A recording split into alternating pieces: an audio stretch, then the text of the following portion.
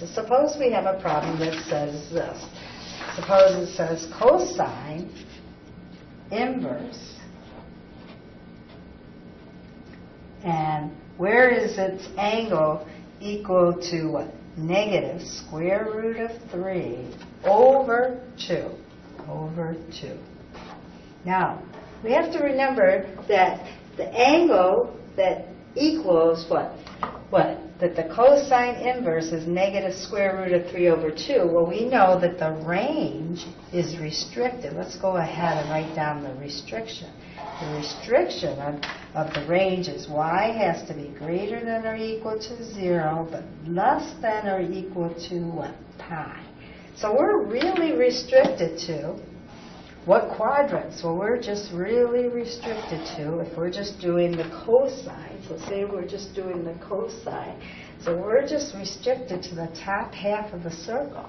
So I'm just going to draw the top half of the circle.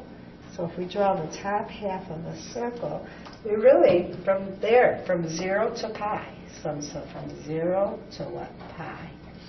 And we're wondering, where is it the square root of 3 over 2, square root of 3 over 2. Well, if we recall, at 30 degrees, which is what? Pi over 6, it is what? We do have square root of 3 over 2, but we want the negative, so we're over here, and we got to figure out what angle that is.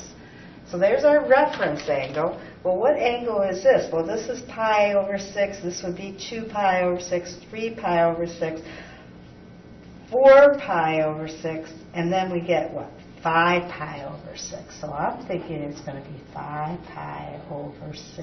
And again, it's restricted. What's the range? It's restricted between y has to be what? Greater than or equal to 0, but less than or equal to pi. So the answer is what? What angle is the cosine inverse equal to the negative square root of 3 over 2? The answer turns out to be what? 5 pi over 6. 5 pi over 6. Okay, let's go ahead and try one more of this. Suppose we have this.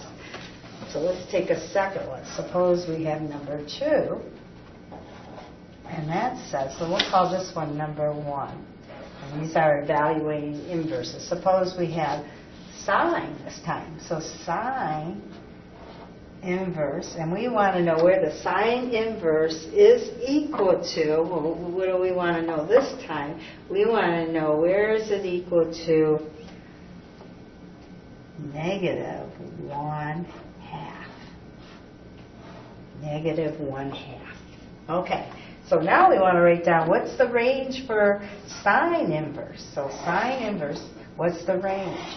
The range is y has to be greater than or equal to negative pi over 2 to what? Less than or equal to pi over 2.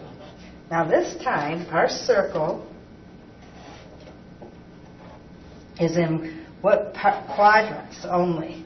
So the only part of the circle that we're looking at this time, I think we're just looking at quadrant what? 4 and quadrant what? 1. I think that's all we're looking at. So I think this is all we have, right here and right here. So this is negative pi over 2 to what? Pi over 2. And that's where we're restriction. Now, I'm thinking it's probably what? Pi over 6 is where it's equal to 1/2, because remember we have at pi over 6 we have what? Square root of 3 over 2 and 1/2, but we don't want where it's positive 1/2. What do we want? We want where it's negative 1/2. So where would it be negative? Well, at negative pi over 6. So the answer turns out to be what? Negative pi over 6. So that answer is negative pi over 6. And that would be the answer. So again, they are restricted. So the cosine is restricted. Its angles have to be what? Between what? 0 and pi, including 0 and pi. And for the sine inverse, what's that restricted? It's negative pi over 2 to what? Pi over 2. So we're just looking in quadrant 1 and quadrant 4 for the cosine inverse, it's either in what? It's going to either be what? From 0 to what? Pi is our answers.